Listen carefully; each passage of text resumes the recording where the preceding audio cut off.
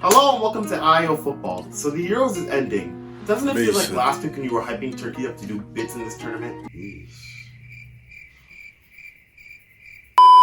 Now, at the time of recording, we have a semi-final consisting of England, Spain, Italy, and Denmark. Italy aside, who would have thought any of these three nations remaining in the competition will make it this far? But what I'm going to attempt to do is to look at every team that was in the last 16 and rank them based on their top scorer from worst to best. Okay? Let's go. 17th, Denmark, Poul Nicisen, 52 goals in 38 appearances. One or two Danish players on the list. Poul Nielsen's career is more bizarre than the Riva case. Yes, he's by far the worst player on the list, but he's also the only player to average over a goal a game in his club career and at international level. But all these players have played and have done well at top clubs, and he hasn't. So he goes in last to start off this video. 16th, Switzerland, Alexander Frei, 42 goals. Bundesliga fans might remember Alex Frei. He was the striker for Borussia Dortmund when they were nothing more than mid-table mediocrity back in the mid-2000s. To be fair, he did have one decent season for the German club, scoring 16 goals in 32 league games, but he was never the same after suffering a long-term injury. He played his best football after returning to his boyhood club Basel, where he would establish himself as a prolific striker in the Swiss league. Compared to most of these players, he's had a pretty underwhelming career, but he is seen as a hero back in his homeland. 15th, Czech Republic, Jan Koller, 55 goals. Standing at a whopping 6'8", Jan Koller is one of the tallest players of all time. Known for his time at Borussia Dortmund, where he won a league title and struck up a league-full partnership with Marcel Amoroso, it was there along with Anderlecht where he played his best football.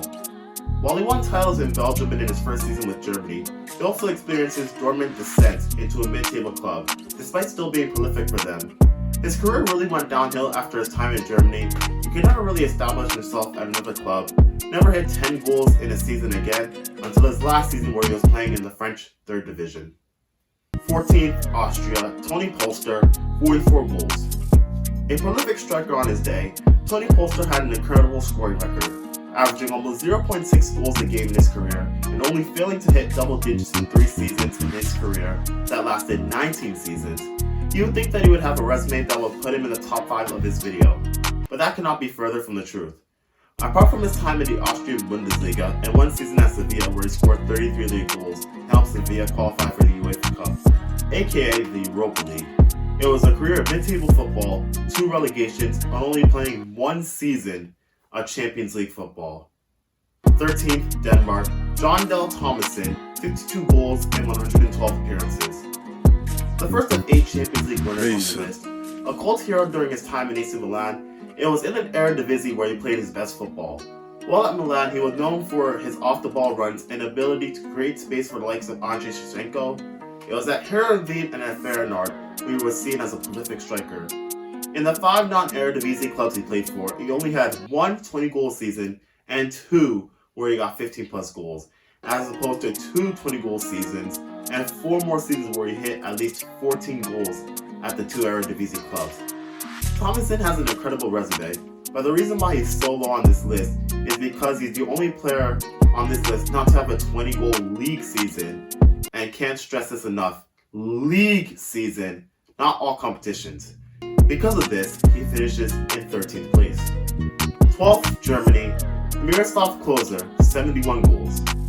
Let's be honest, Miroslav Klose was never a world-class player at club level, but he was a demigod at international level. Only one player on this list has more international goals than the Polish-born German. A World Cup winner, he's also the top scorer in the competition, is the only player to receive a medal at 4 consecutive World Cups, win 2 Bundesliga titles, a Player of the Season award, along with the Bundesliga Golden Boot and 2 Golden Balls. Not to mention that he's one of the most respected players to ever grace the game. 11th, Netherlands, Robin van Persie, 50 goals. Robin van Persie is a Premier League legend, but he was also a late bloomer and never got the amount of silverware he deserved.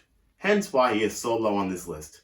In his prime, he was arguably the best player in the Premier League, scoring 89 goals in 3 seasons, which is more than Aubameyang has managed in his entire time at Arsenal. He has won 2 Premier League Golden Boots, a Player of the Year award, and displayed some of the best striking technique the Premier League has ever seen. Honestly, one of my favorite players to ever grace the Premier League. 10th, Croatia, Davor Šuker, 45 goals. A legend of the Croatian national team in La Liga, Davor Šuker is best known for his time at Sevilla and at Real Madrid, as well as 1 year at Arsenal. One of the most underrated strikers of his generation, Syker has a career that will make the likes of Joe Linton weak in the knees. But let's be honest, Darren Bent's career will probably make him weak in the knees.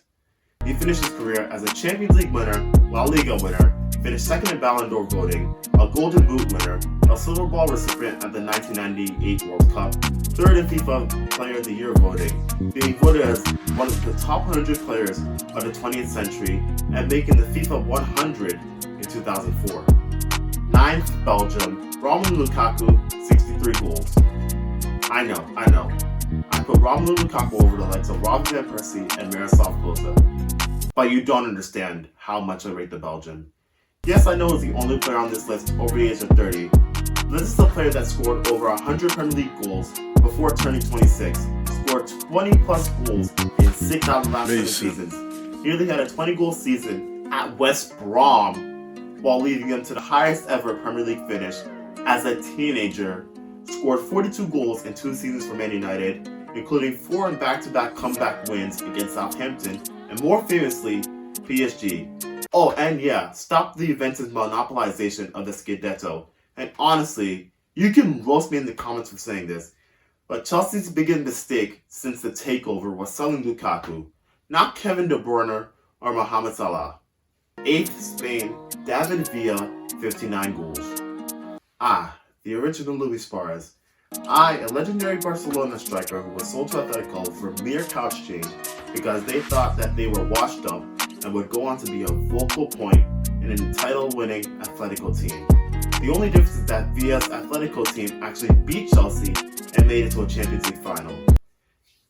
Villa was one of the best strikers of this generation, has won everything in football at individual and team level, set records, won Golden Boots, and was borderline unstoppable in his prime. 7th, England, Wayne Rooney, 53 goals. Alright, I was stuck here. I was thinking about who should finish higher, David Villa or Wayne Rooney, despite one of them looking something out of a Pixar studio, and the other one looking like someone that would feature on the Spanish version of Bachelor in Paradise. Both of them have very similar careers, with the only difference being that one of them actually shows up at international tournaments. I have gone for Wayne Rooney because he is the best all-around player, and mostly because he's a legend at the club I have so dear to my heart. Just like Villa, he has won everything there is to win in football. He is the only player in Premier League history to be in the top 3 for both all-time goals and all-time assists. He is the Manchester United top scorer of all time, one of the most decorated players in Premier League history, and is the only England international to score 50-plus international goals. 6th, Wales, Gareth Bale, 33 goals. English fans won't like to hear this one, but Gareth Bale is the best British footballer of the 21st century. Yes, I know, he has legs held together by solid tape and hope, and spends more time in the treatment room than your local paraplegic. But this is a player that has won 2 PFA Player of the Year awards, tying the likes of Cristiano Ronaldo, Thierry Henry, and Alan Shearer for the most Player of the Year awards, all before turning 24. He's also spent 7 seasons at the biggest club in the world, scoring more goals than R9, the same amount of assists as Zinedine Zidane, despite playing less games than Zizou, come up time and again with important goals, whether it be a sensational solo run versus Barcelona in the Copa del Rey final, or a brace in a Champions League final versus Liverpool.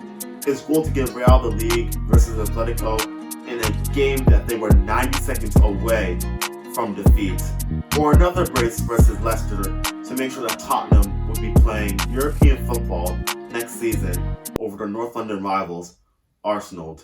In his prime, Gareth Bale was arguably a top 10 player in the world, and in my eyes, he might not be a top 10 player today, definitely not, but he is still a world-class player. 5th, Italy, Luigi Riva, 35 goals. A prolific striker for Cagliari, back in the days where they were known for winning league titles, instead of now only being known for racially abusing black kids. He is a Euros winner, a 3-time Golden Boot winner in Serie A, finished on the Ballon d'Or podium twice, including the Italian Football Hall of Fame and the Walk of Fame for Italian sports. For a guy that spent all but one season of his career at Cagliari, that's an incredible CV. Wait, that's what you call it in Europe, right? Please let me know in the comments what you call it in Europe. We refer to it here as a resume, but I don't know what you guys call it across the pond. Anyhow, let's move on.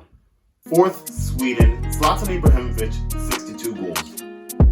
Now, Zlatan would not like to be compared with his human counterparts, but for the sake of the video, we will be comparing a lion to a human. Zlatan has had quite the career, despite showing the loyalty on par with another icon who had a brief stint in LA. Zlatan has played for some of the biggest clubs in football and LA Galaxy, shined in all of them while scoring over 500 career goals, winning a trophy every 10 minutes, cementing himself as one of the top 10 most decorated players of all time, despite not even making a UCL final, and is now a dependable 15-goal season striker for a club like AC Milan, despite being a few months from turning 40. This is your annoying mid-video reminder to like and subscribe, turn on post notifications. Please, we're trying to hit 1K, also known as 1,000 subscribers, before the end of July. The time is short, but I believe that we can do it. I believe in the football community on YouTube. All you guys need to do to help is to like, subscribe, turn on post notifications. Oh, and I forgot, comment and share this video, because commenting, sharing, as well as liking, subscribing shows engagement and it helps the YouTube algorithm. Please, I'm just trying to make my dreams come true, so don't forget to like, subscribe, turn on post notifications, and comment and share. Let's get back into the video. Third, Ukraine, Andrei Shevchenko, 48 goals. Finally, we have made it to our first Ballon d'Or winner. What do I need to say about this man that you haven't heard already? Not only is he one of the best strikers of his generation, but one of the best footballers of his generation, point blank.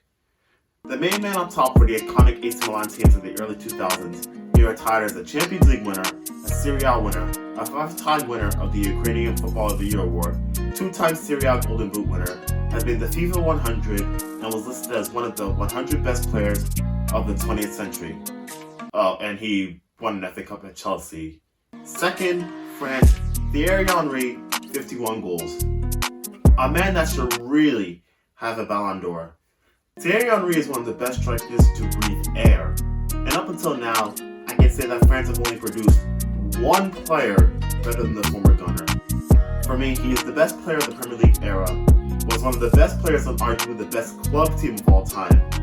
He retired as a World Cup winner, a Champions League winner, 4-time Premier League Golden Boot winner, 2-time PFA Player of the Year award winner, and I could go on, but I don't want this video to be too long. So let's just get to number one, and I think we all know who it is. First, Portugal, Cristiano Ronaldo, 109 international goals. Easiest pick in the list. Ronaldo is the best player from Europe to ever breathe air.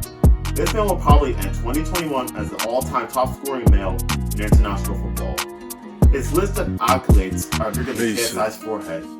5 Ballon d'Ors, over 100 goals for Manchester United and Juventus each, over 400 goals for Real Madrid, while also averaging over a goal a game for them. He's won the European Golden Shoe 4 times, won a Puskas Award, made the FIFA Pro World 11 and UEFA Team of the Year a combined 29 times. May I go on? Ronaldo is not only arguably the most accomplished football player of all time, but is one of the best athletes to ever breathe air. But that's the end of the video, guys. Tell me if you agree with the rankings in the comments. Tell me if you disagree. If you want to make fun of my cap, you can go and do that in the comments. Don't forget to like, share, and subscribe. The like goal for this video is 200 likes. Yes, that's how many likes I want in this video. 200 likes. And yeah, hope you guys have a great day. And peace.